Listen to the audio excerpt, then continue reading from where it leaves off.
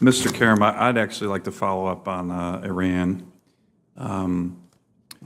You know, a number of us have been following that issue for quite some time, even well before we started negotiations with the Iranians. And there's some serious doubts, I think, both in unclassified and classified venues on whether and to what degree the Iranians are actually complying with the nuclear agreement. And I know that the IAEA recently confirmed that they believe that they were in compliance, but a number of us who follow this very closely have a lot of skepticism with regard to that issue. I think it's an incredibly important issue. If confirmed, will you commit to looking at that outside of what the IAEA has stated and give this committee your own view based on both classified and unclassified information on whether or not the Iranians, or for that matter, the Russians, are in compliance with this agreement, which many of us thought was a ill-fated idea to begin with. Senator, I believe the administration is very focused on making sure the Iranians are living up to their side of the agreement, and if confirmed, I would certainly commit to coming back to you on this. But coming back to us, not just parroting what the IAEA has stated, but coming back to us with your own and the Department of Defense's own independent evaluation of whether or not you, as an organization, believe that they're in compliance. Yes, sir. Thank you. Mr. Raprano, sorry. I know I'm probably butchering that. You know, in the last few days, there's been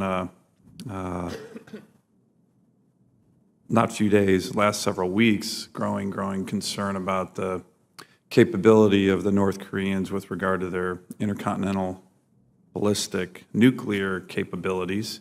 It's been stated in this committee several times that it's not a matter of if anymore, but when they're going to have that capability, not just to range states like Alaska and Hawaii, but the lower 48 states. And my view has certainly been that if we know that that day is coming, that they're going to have that capability, whether in a year or 5 years, that we need to do much more with regard to our nation's missile defense, to a layered missile defense system that tries to integrate THAAD, Aegis, the missile defense based in the U.S. What's your view on missile defense capabilities right now, and what we should be doing with regard to our missile defense, given that perhaps during your watch, Kim Jong-un is going to be able to announce, and probably with good reason, that he has the capability to send a nuclear missile to hit Chicago or L.A. or New York? Senator, missile defense, ballistic missile defense, does not fit within the portfolio for homeland defense and global security. Cruise missiles and airspace defense does. But I will certainly acknowledge that there are growing concerns about ballistic missiles, particularly from countries like DPRK.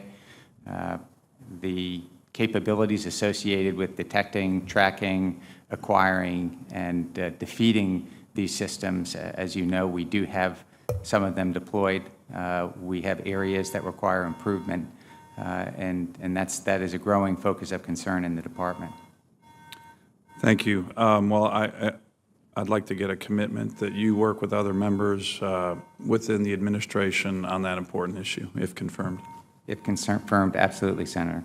And not to disappoint the chairman with my 30 seconds left, but Mr. Krim, give me your sense, you know, when Secretary Mattis, General Mattis testified, he did say that the Arctic is an increasingly important area of strategic interest for the United States because of course, natural resources, the environment, opening shipping lanes and sea routes. Vladimir Putin has called it the new Suez Canal, which the Russians want to dominate.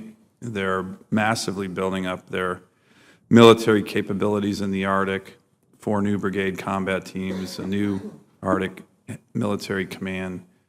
40 icebreakers, building 13 more, and we've been slow to the game up there. The Department of Defense has just put out a revised Arctic strategy, which was mandated by this committee, that the Secretary of Defense put forward.